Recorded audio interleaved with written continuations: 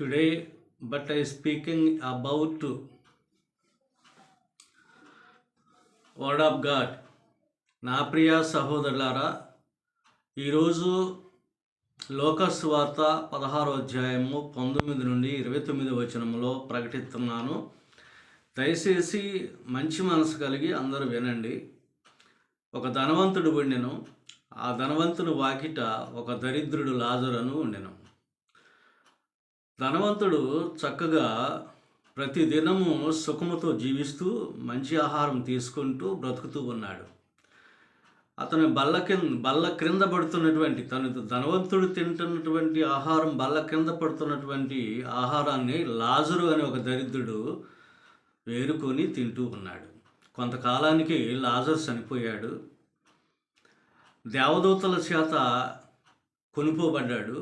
అబ్రహాము రొమ్మున ఆనుకొని ఉన్నాడు. మరికొద్ది కాలానికి ధనవంతుడు కూడా చనిపోయాడు. వారి బంధువుల చేత పాతి పెట్టబడ్డాడు. ఇతని ఆత్మేమో నరకానికి వెళ్ళింది, అంటే అగ్నిగుండంలోకి వెళ్ళింది. అప్పుడు ధనవంతుడు లాజరును చూసి, అబ్రహామును చూసి, లాజరు అబ్రహాము రొమ్మున ఆనుకునేటువంటి చూసి, మా తండ్రివైన అబ్రహామా, నీ వద్ద ఉన్నటువంటి లాజరును పంపించు, అగ్నిగుండంలో నేను యాతన పడుతున్నాను. మరి తన యొక్క చిటికెన వేలుతో నీళ్ళల్లో ముంచి నా నాలుకలను చల్లార్చమని చెప్పి మనవి చేస్తాడు. అప్పుడు అబ్రహాం అంటాడు, నీకును మాకును ఇక్కడ సహకారాలు అందవు. ఎందువల్లంటే నీ మధ్య మా మధ్య పెద్ద అగాధం ఉంది. ఈ అగాధములో ఎవరు సహాయం చేసేవారు లేరు. కనుక నీవు భూలోకములో చాలా సుఖించావు, లాజరైతే శ్రమ పడ్డాడు, అనేకమైనటువంటి వ్యాధులు కలిగి ఉన్నాడు.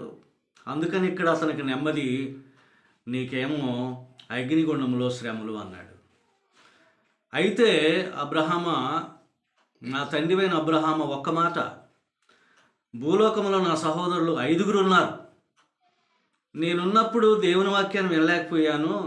దయచేసి నా యందు నా మనము ఆలకించి ఎప్పటికైనా భూలోకములో దేవుని వాక్యాన్ని 5 సహోదరులకైనా ప్రకటించమని మనవి చేసినప్పుడు అబ్రహాం అంటాడు, అక్కడ మోషే ఉన్నాడు, చాలామంది ప్రవక్తలు ఉన్నారు, దేవుని వాక్యం భూమి మీద ప్రకటించబడుతుంది, భూలోకములో సాటించబడుతుంది. మరి నీ సహోదరులు వింటారో లేదో మాకైతే తెలియదు, అక్కడ వాక్యం ప్రకటించబడుతుందంటే అలా అనవద్దు. ప్రత్యేకంగా నా 5 సహోదరుల ఇంట్లోకి వెళ్ళి దేవుని వాక్యాన్ని బోధించండి. నా వలె అగ్నిగుండంలో పడకుండా, కాలిపోకుండా, ఇదిగో రక్షించబడినట్లు 5 కుటుంబాలకి దేవుని వాక్యం అందించమని చెప్తాడు.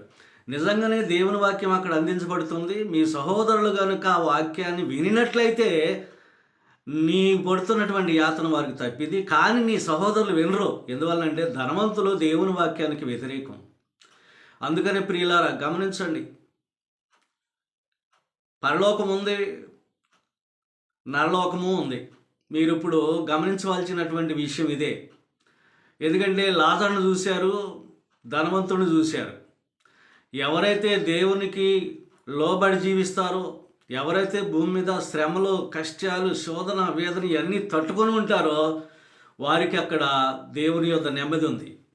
ఎవరైతే ఈ భూమి మీద దేవుడంటే భయం లేకుండా జీవిస్తారో, ధనవంతులుగా జీవిస్తారో, గర్విష్ఠులుగా జీవిస్తారో అక్కడ వారికి నరకాగ్ని ఉంది.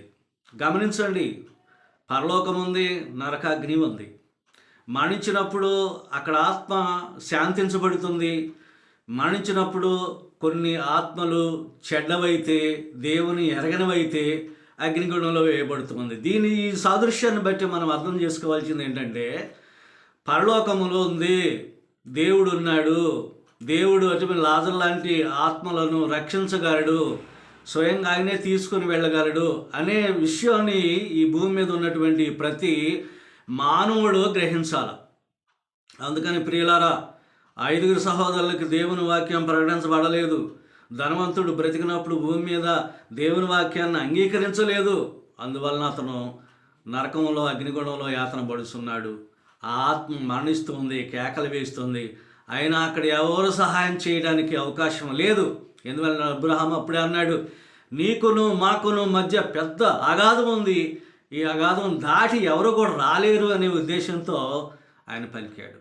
వాస్తవమే ప్రియులారా, గమనించండి, భూమి మీద ఉన్నప్పుడు ఎవరైతే దేవుని యందు భయభక్తులు కలిగి ఉంటారో, భూమి మీద నివసిస్తున్నప్పుడు, బ్రతుకుతూ ఉన్నప్పుడు, మాట్లాడుతున్నప్పుడు కానీ దేవుని యందు ఎవరైతే భయభక్తులు లేకుండా, దేవుని విశ్వాసం లేకుండా, దేవుని క్రియ లేకుండా, దేవుని ప్రార్థన లేకుండా, దేవుని వాక్యం లేకుండా జీవిస్తారో ధనవంతులుగా, తప్పక వారు నరకాగ్నికి వెళ్తారని గుర్తుంచుకోండి ప్రతి ఒక్కరు కూడా. ప్రియులారా, నరకాగ్ని కంటే లాజరు వలె ఒక ప్రవక్త రొమ్మును ఆనుకొని మంచిది కదా. అది ఎంత సంతోషమో, అది ఎంత ఆనందమో మీరు గుర్తించండి ఈ వాక్యాన్ని బట్టి. ప్రియులారా, అక్కడ దేవుని వాక్యాన్ని 5 గనక దేవుని వాక్యాన్ని అంగీకరిస్తే మారు మనసు పొందినట్లు అని చెప్పాడు అబ్రహాం. లేని ఎడల నీ యాతన వారికి వస్తుందని చెప్పాడు.